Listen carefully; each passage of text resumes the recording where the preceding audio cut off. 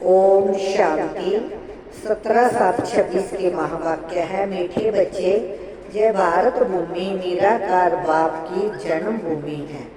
जहाँ ही बाप आते हैं तुम्हें राजयोग सिखाकर रजाई देने, तुम्हारी सेवा करने। प्रश्न, शिव बाबा अपनी हर एक बच्चे से कौन सी प्रतिज्ञा कराते हैं? उत्तर है, मीठे बच्चे, प्रतिज्ञा करो कि बाबा हम कोई भी विकर्म नहीं करेंगे। 5 विकारों का हम दान देते हैं। अंदर में डर रहना चाहिए, अगर हम दान देकर फिर वापस लेंगे तो बहुत पाप बन जाएगा, जिसकी कड़ी सजा खानी पड़ेगी। हरिश्चंद्र की कहानी भी इसी पर बनी हुई है। ओम शांति। जब बच्चों की है गॉडली स्टूडेंट लाइफ। बच्चे जानते हैं कि हम उनके पास आए हैं, वही कल्प कल्प भारतवासी बच्चों को आकर राज्य भाग्य देते हैं। भारत में ही आते हैं ना, जय भारत भूमि है। अपनी भूमि पर बहुत प्यार रिगार्ड होता है। जैसे कोई विलायत का बड़ा आदमी जहाँ मरता है तो उनको विलायत ले जाते हैं, अथवा जहाँ का कोई बड़ा आदमी विलायत में मरता है तो उनको जहाँ ही ले जाते हैं। अपनी भूमि का मान रखते हैं। भारत को कहा जाता है भगवान की जन्मभूमि। जय भी जानते हो, जिसको भगवान अथवा अल्लाह परमात्मा कहते हैं, उनके सामने अभी तुम बैठे हो। नाम तो जरूर चाहिए ना।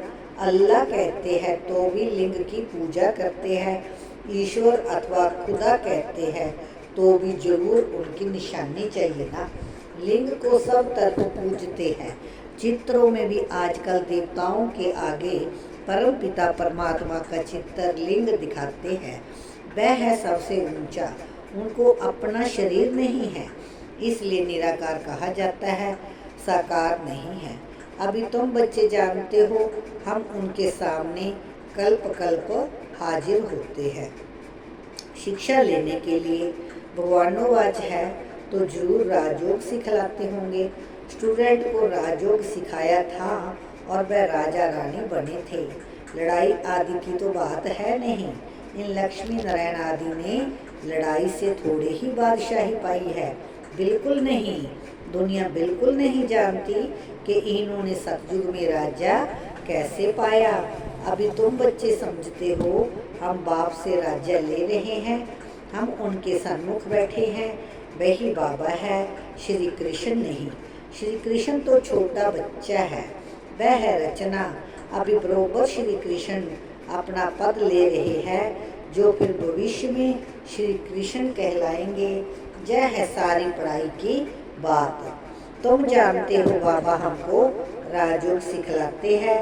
जैसे मनुष्य मनुष्य को बैरिस्टर इंजीनियर आदि बनाते हैं, है तो मनुष्य ना। तुम समझते हो हम भी मनुष्य हैं, परंतु हम पतित हैं। अभी बाप पावन भी बनाते हैं और हमें बस्सा भी देते हैं।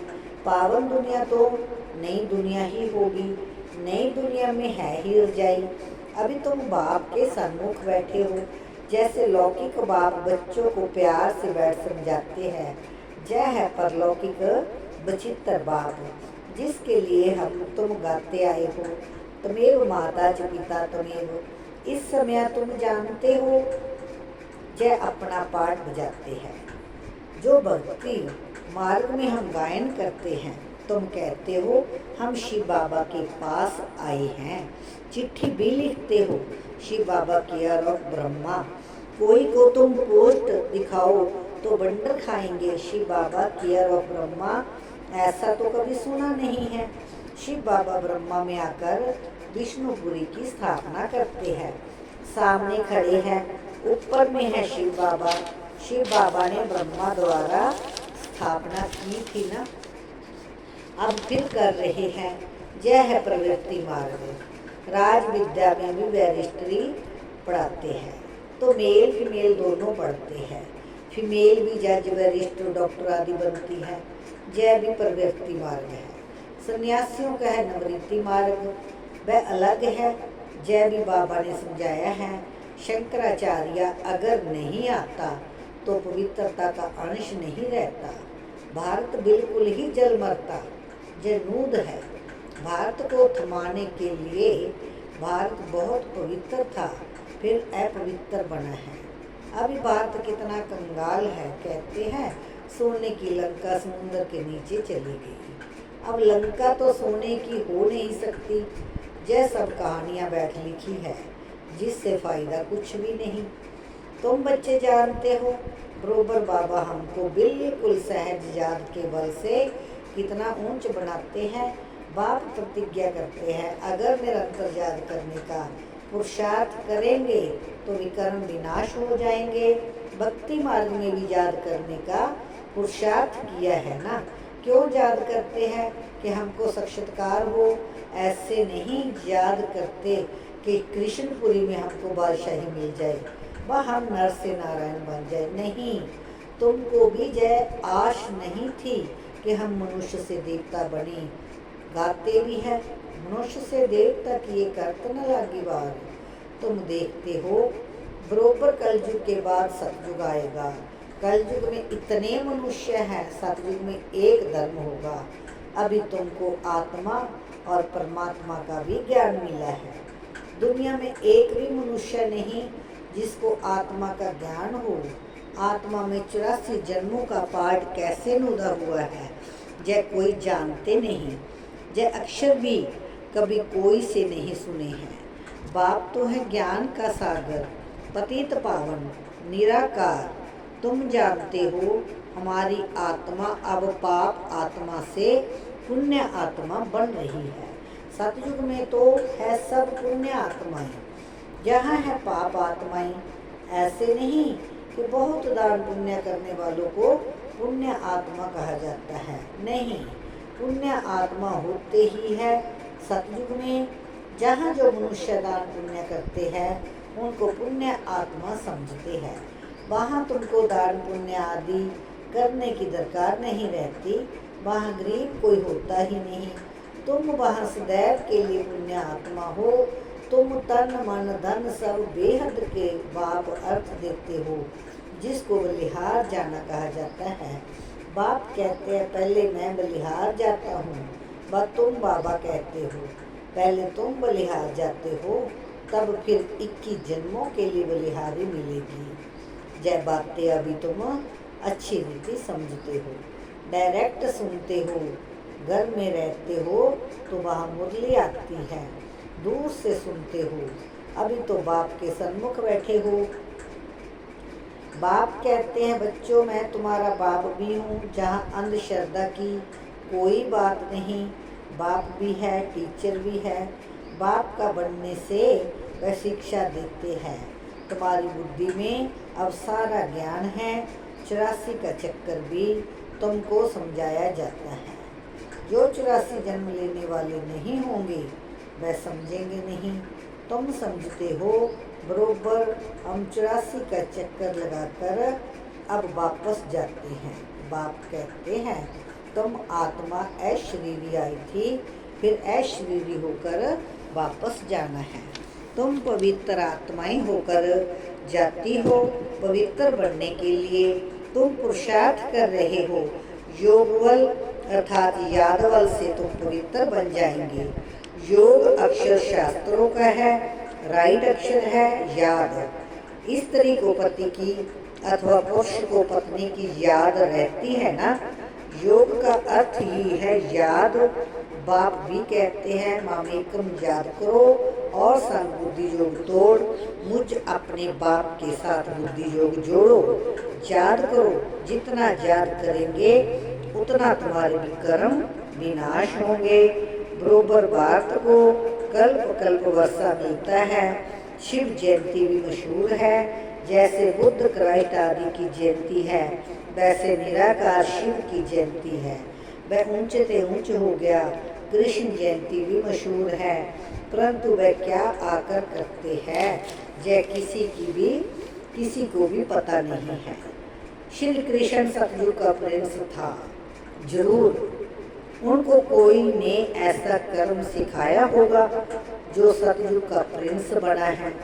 छोटा बच्चा तो पवित्र ही है, वहाँ विकार की बात नहीं होती, बच्चा शुद्ध रहता है। भगवान तो एक ही निराकार है। गौड़िज वर्ण। बाकी सारी है रचना। रचना से कभी रचना को वर्षा नहीं मिल सकता। वर्षा बाप से मिलेगा, भाई को भाई से वर्षा नहीं मिल सकता। तुम सब भाई भाई हो, ब्रदरहुड हो। कहते हैं ना, बाप तो एक ही है, वर्षा बाप से मिलेगा। सर्व भाइयों का सदगति दाता एक बाप है। सभी आत्माओं को बाप से वर्षा मिल रहा है। बाप कहते हैं, मैं आत्माओं को आकर पढ़ाता हूँ, आत्माओं को सदगति देता हूँ। बाप बैठ राजयोग सिखलाते हैं। इस पढ़ाई का पद तुमको जहाँ नहीं पाना है। वह बैरिस्ट्री आदि इस जन्म में बनते हैं, फिर दूसरा जन्म लेकर फिर से पढ़ेंगे। तुम जानते हो, इस पढ़ाई से हम 21 जन्म के लिए प्रलब्ध पाते हैं। महासतयुग में डॉक्टर आदि कोई होते नहीं, वहाँ बीमारी ही नहीं होती।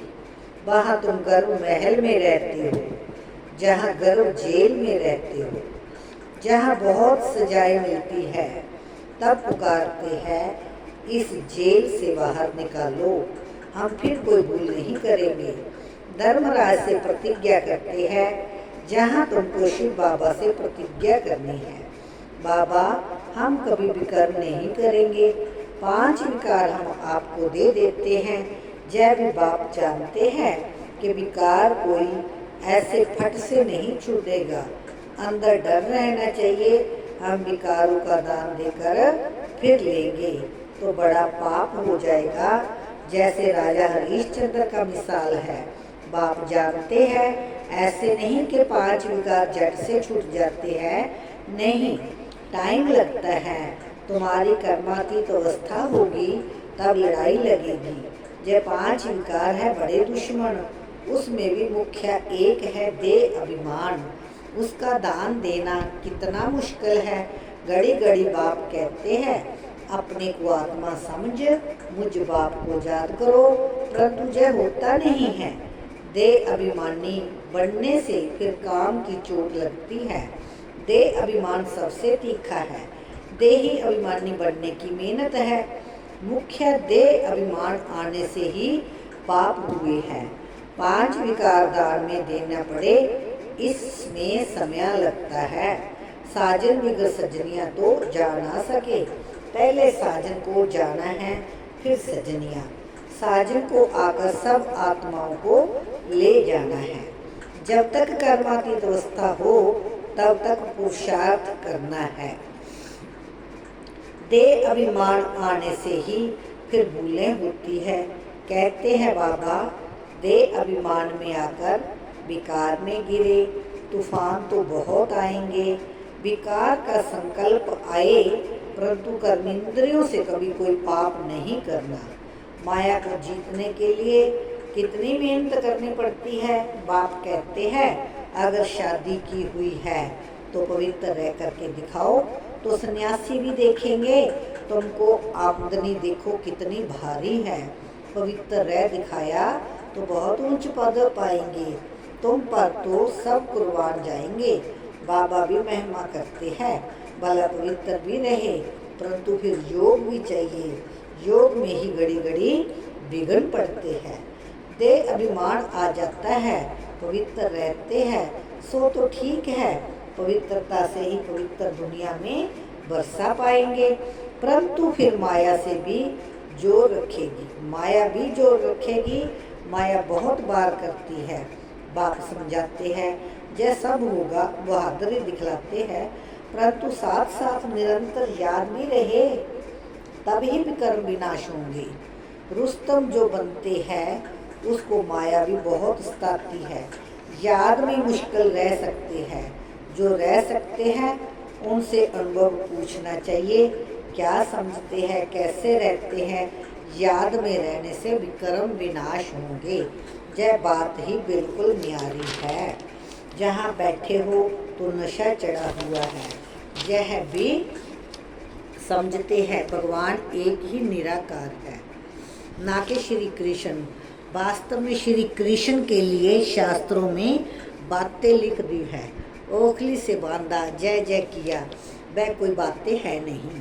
जय भी उनकी गलानी करते हैं, इंसल्ट करते हैं। श्री कृष्ण में तो कोई भी अवगुण नहीं था। चंचलता करना जय भी एक अवगुण है ना।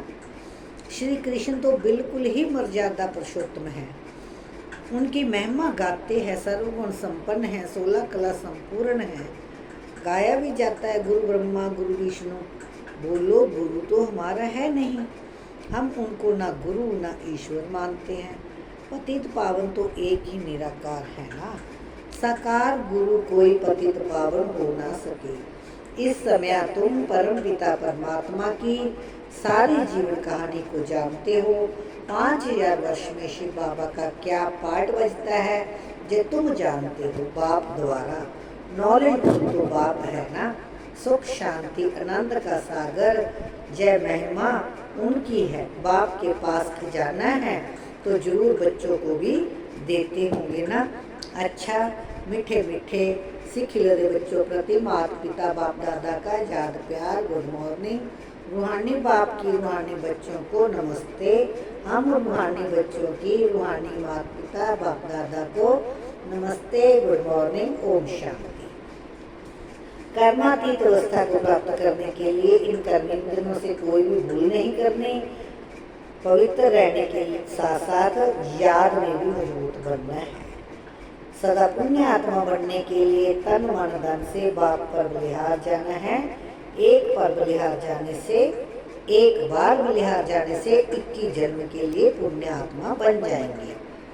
वरदान है सहज योग को नेचर और नेचुरल बनाने वाले, हर सब्जेक्ट में परफेक्ट बनो। जैसे बाप के बच्चे हो, इसमें कोई परसेंटेज नहीं है। ऐसे निरंतर सहज योगी व योगी बनने की स्टेज में अब परसेंटेज खत्म होनी चाहिए, नेचुरल और नेचर हो जानी चाहिए। जैसे कोई की विशेषता नेचर होती है ना, उस नेचर के वश ना चाहते हुए चलते रहते हैं। ऐसे जय भी नेचर बन जाए। क्या करूं, कैसे योग लगाऊं, जय बातें खत्म हो जाए तो हर सब्जेक्ट में परफेक्ट बन जाएंगे। परफेक्ट अर्थात इफेक्ट और डिफेक्ट से परे। स्लोगन है सहन करना है तो खुशी से करो, मजबूरी से नहीं। आज बाबा ने अव्यक्त इशारे में कहा है पावरफुल योग चाहिए, लगन की अग्नि। इसी को ज्वाला रूप की याद भी कहा जाता है।